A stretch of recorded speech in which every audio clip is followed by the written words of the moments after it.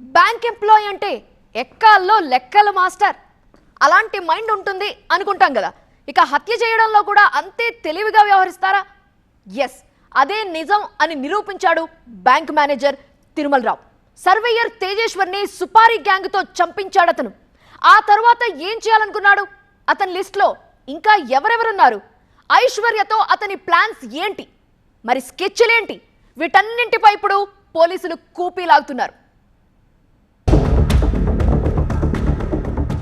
తెలుగు రాష్ట్రాల్లో సంచలనం సృష్టించిన సర్వేయర్ తేజేశ్వర్ హత్య కేసులో దర్యాప్తు వేగవంతం చేశారు పోలీసులు. ఈ కేసులో ప్రధాన నిందితుడైన బ్యాంక్ మేనేజర్ తిరుమలరావును పోలీసులు అదుపులోకి తీసుకున్నారు. గద్వాల సమీపంలో రహస్యంగా విచారించి కీలక విషయాలు రాబట్టినట్టు తెలుస్తోంది.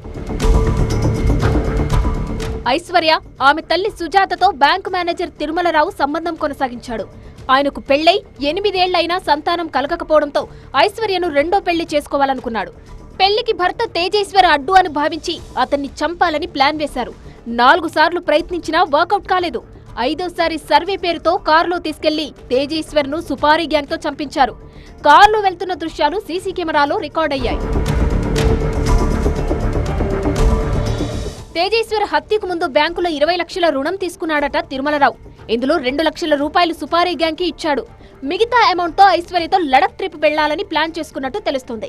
నిజానికి తేజేశ్వర్ మృతదేహాన్ని దహనం చేయాలన్నది వాళ్ళ ప్లాన్. అలా చేస్తే ఎప్పటికీ మిస్సింగ్ కేసుగానే మిగిలిపోతుందని భావించారు. కానీ డెడ్ బాడీ కాలువలో దొరికేసరికి వీళ్ల ప్లాన్ బెడిసి కొట్టింది. ఈ క్రమంలోనే తిరుమలరావు లడక్ ట్రిప్ క్యాన్సిల్ చేసుకున్నట్టు సమాచారం.